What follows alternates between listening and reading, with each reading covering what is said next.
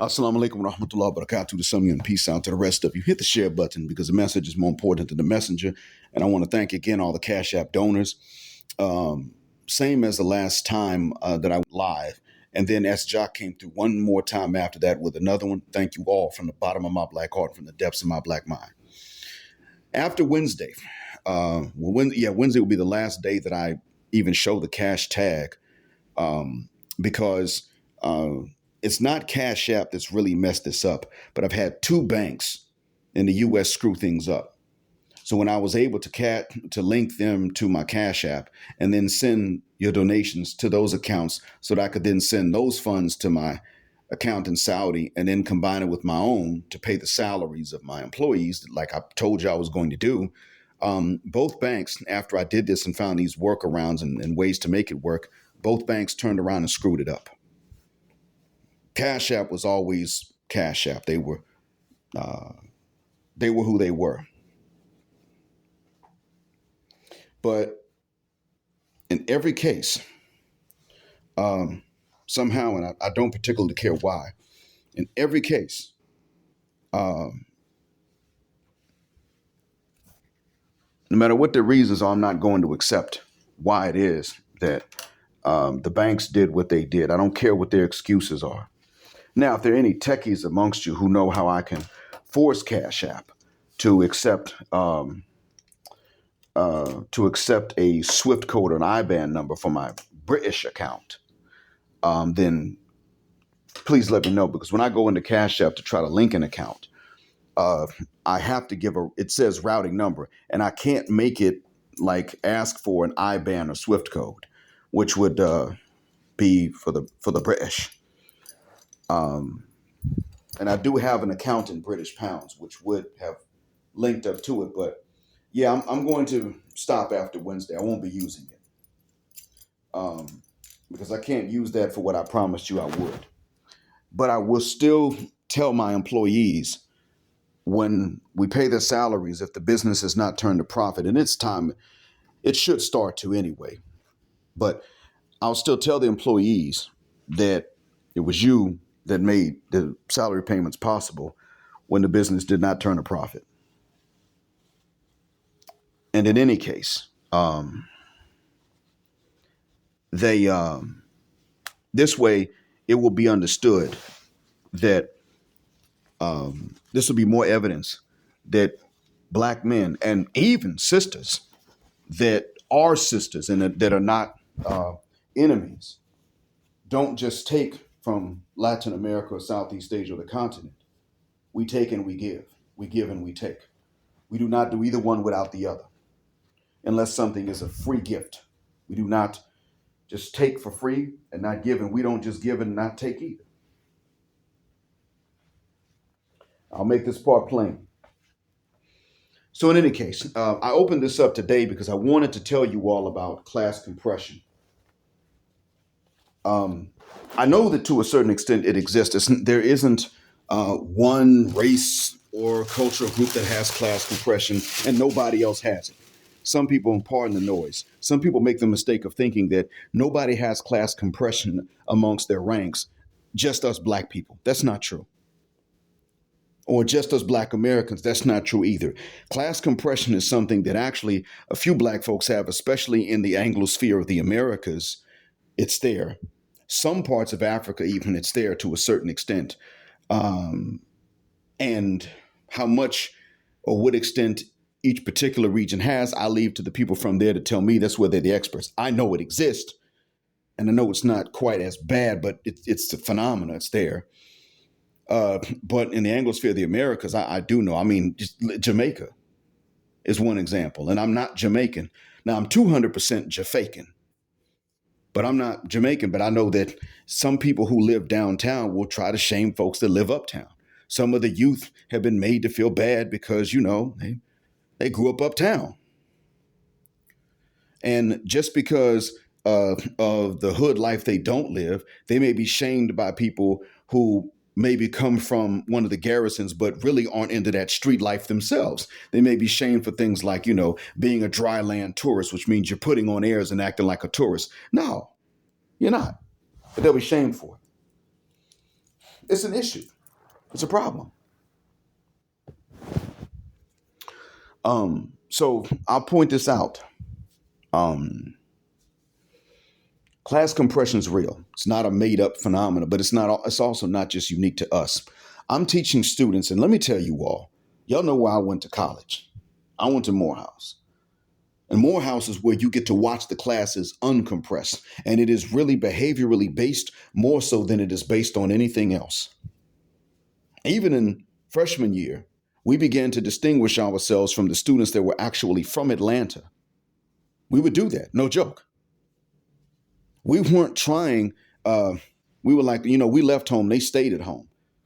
So we don't know. Did they come here because this is one of the best and they happen to be from Atlanta already, or did they just find themselves unfit to leave home? Let's see. So we had kind of a wait and see attitude towards them. Freshman year. And a lot of them actually turned out to be pretty good. There was some that didn't, but you know what? By second semester, guess who they were hanging out with? They were hanging out with cats from other cities and from Atlanta that weren't going to last and pass the freshman year and come back as sophomores. It was the attitude towards education and learning and behaviors that separated the classes, and they began to decompress. No more Nick class compression. Done. We had a cat from Bangladesh. Some of you know him.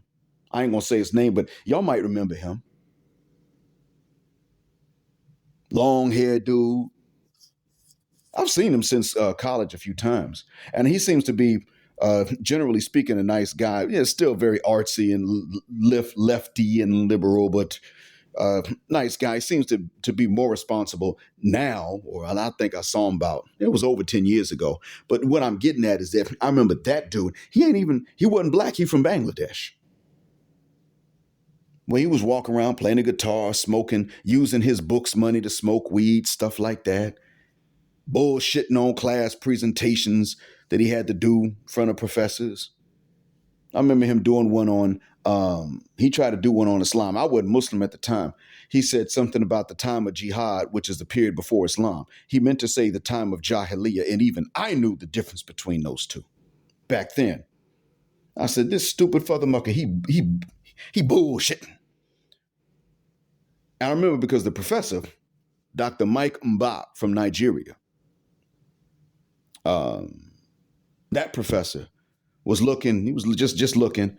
And when he and I saw each other, I made a signal to him like an X sign at the guy from Bangladesh and shook my head. And he gave me the head nod as if to say, yeah, I know.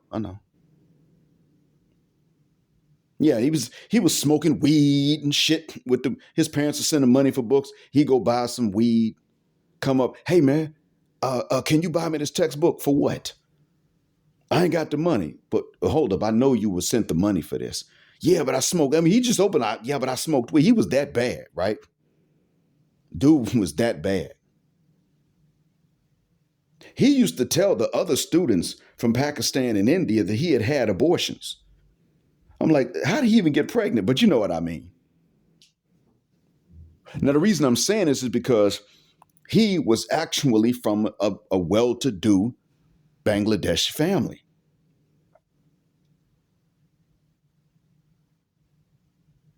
But we relegated him to the hood, the undisciplined hood ninjas. But he couldn't roll with them cats, though, because they were actually street. And truth be told, they weren't students anymore. Some of them still hung around. You know, they got jobs and they still lived in Atlanta and they hung around, but they wasn't actually students no more. I mean, really, honestly, when I got to be a senior and he was a junior, there wasn't hardly anybody for him to hang around no more. I don't know if he graduated. I doubt it. Anyway, we saw the classes decompress, and not the financial classes, but the behavioral and educational classes, the intellectual classes decompress. Here you've got the Bedouin. And they're really, oh my God, they're so Bedouin. And they're happy to be Bedouin, and they're happy to not know stuff, and they think that they're doing well by not knowing stuff. That I'm not. I wish I could make this up. I mean, I met one time, really nice guy, generous, but he was bragging about how he didn't know what macchiatos and frappuccinos and cappuccinos and lattes were and espressos. He was bragging about how he didn't know what none of that stuff was. And I was sitting up saying, well, how the hell are you pronouncing all the names right, dude? I mean, I don't know what all of them are. I didn't never memorize them, but you got the names right. You ain't mispronounced one of them yet.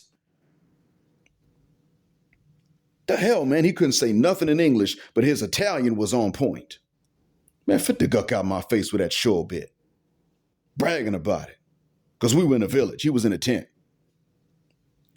I know he didn't live in a tent full time, but we were there. That's where a lot of them have their guests. Now, if they want to do these things, that's cool. But, there's some of them, they will sit up here and say to you, how long have you been living in Saudi? You tell them a number of years, and they'll say, and you've never been camping in the desert? No, I haven't, and I'm never going to. Why? Because, well, I have a good reason. I got a bad back, so I can't sleep on those arrangements y'all have, and the dust will close my sinuses up. That's why. That's not a vacation for me. That is not a vacation. You must camp in the desert. No, the F I must not.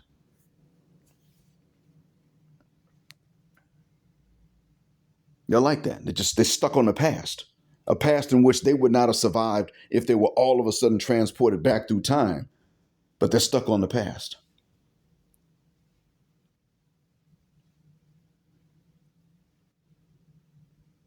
That's what happens.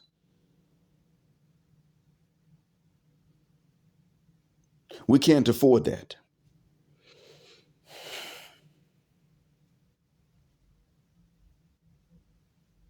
So, in a nutshell, what winds up being the case, unfortunately, is that they do have some of these problems even amongst themselves. What I'm teaching now is kind of like a Morehouse for the students. In all honesty, it's a nice university. It's expensive too, but let me tell you this: when these kids come in out of high school, and they're well behaved for the most part, but when they're coming out of high school, sometimes they still try to bring that Bedouia. Some of them are, they're trying to figure out how they can cheat without cheating. And then they ask me, well, what if I use AI to help me correct what I already wrote? And I told them, listen, if you use AI to correct what you already wrote, I'm going to go by the AI detectors that we have. If they pick it up as AI generated, well, then guess what? It's AI generated. So if you used it to correct what you wrote and it changed it, and then AI detector detects it as AI, then you lost your points. Can't do that. So this is what's going to happen. You're going to have to, you're not going to get the points. Not playing games with you.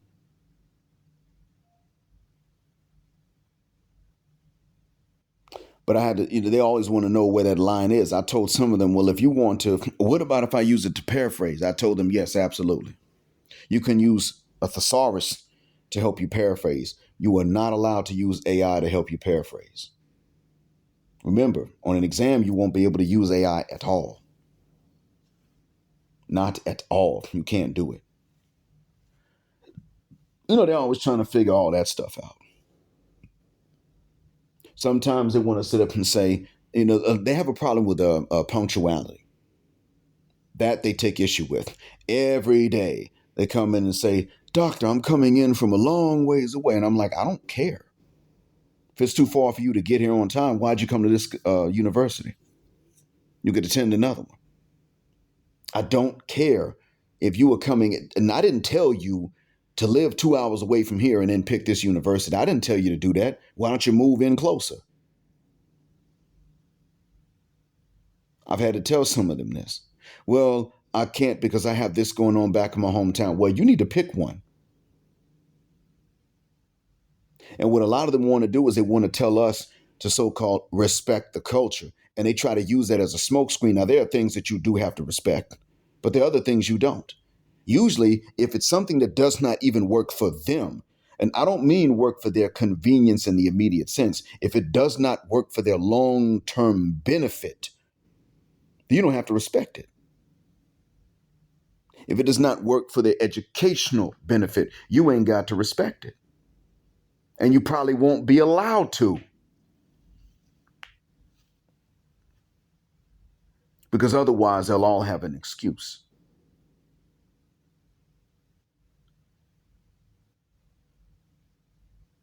And a lot of that does come from class compression. You know, the students whom I teach have parents that, generally speaking, are the second or third generation in their families to be educated, unless their families have always lived in cities and always been educated. Now, that exists too.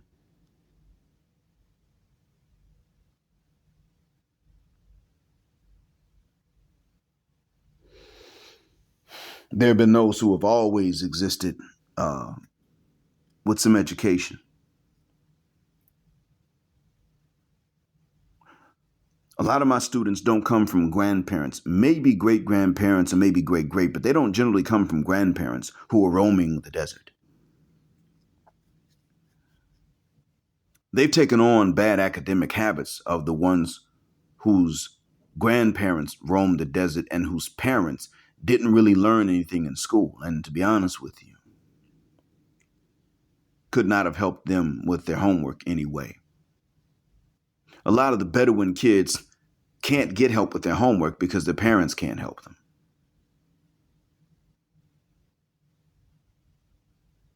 And we're like, when they come and tell us that, we say, well, it's too late now. You're in university. You either catch up or fall behind, sink or swim. We'll answer questions, certainly, but we can't teach you how to study. I got students that never really had to study much, except maybe English. I've had some students that have sat up and said, you know, this was right, and that was right. And I have to say to them, that wasn't right. It was wrong. And I took the points away for it. Don't tell me it was right. It wasn't. But doctor, why this is wrong? No, say, why is this wrong? We talked about this before. And if you write that to me, punctuate that question with a question mark. Don't play games. We talked about that before, too. Some of you will say, well, you know, Black, it's just about them being teenagers. They're still kids. No, that's not why. It's class compression. That's why you have students that are good students that turn around and they used to defend the bad students that cheated. They were outnumbered by them and they felt they needed to keep it real and be real Bedouins. And so they try to do their part, play their dues, put in the work. That's changed.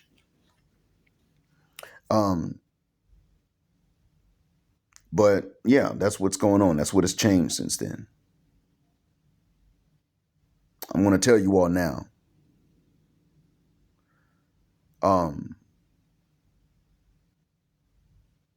Don't say that we're the only ones that got it. And don't think that every other group of people is clearly defined.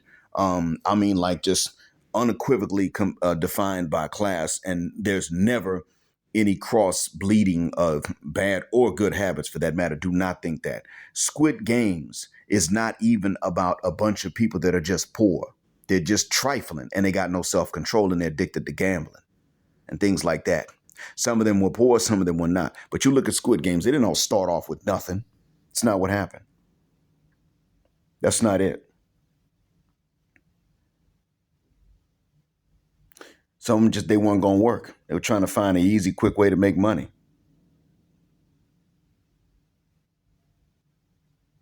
So I want y'all to keep that in mind about the class compression. Don't think we're the only ones. Don't say that. We're actually doing a good job by us being conscious of it and calling it class compression and deciding to undo this. We're actually doing a good job of getting ourselves ahead of other people. This is also why it is, by the way, class compression is also, it has a bit to do with why it is that you see the oyster lady taking herself out to eat. Crimson Cure saw her reflection in a glass. There was nobody with her. taking herself out to eat. While being seated, walking by a glass and there's a reflection with her and nobody's there with her. While she's being seated, taking herself out and acting like somebody bailed on her. Just to say that N-words are dusty. What is that? That's a type of behavioral class compression.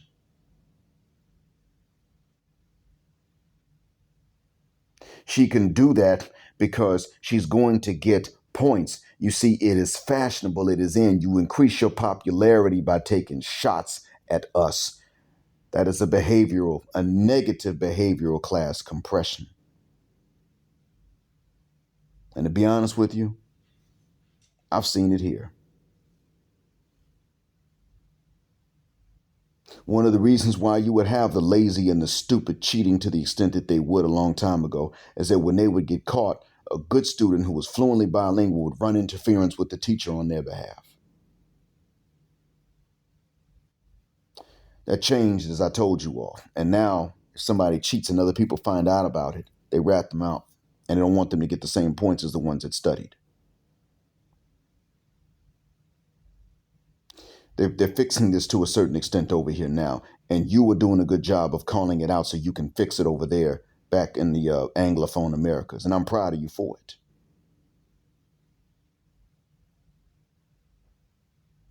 And when you, brothers, are calling out this class compression and the sisterin and not doing it, this is another reason why it is that we are not going to remain the same people, politically speaking. Thank you for listening. And as always, black heart, black mind, black out, assalamu alaikum, black heterosexual, non-select male power because they don't like it, black patriarchy, until extinction of Judgment Day. And thank you for flying again with us on Jet Black Airways, where jet black is also a verb. Keep jetting black with us until the wings and the wheels fall off. Gender, justice, forever.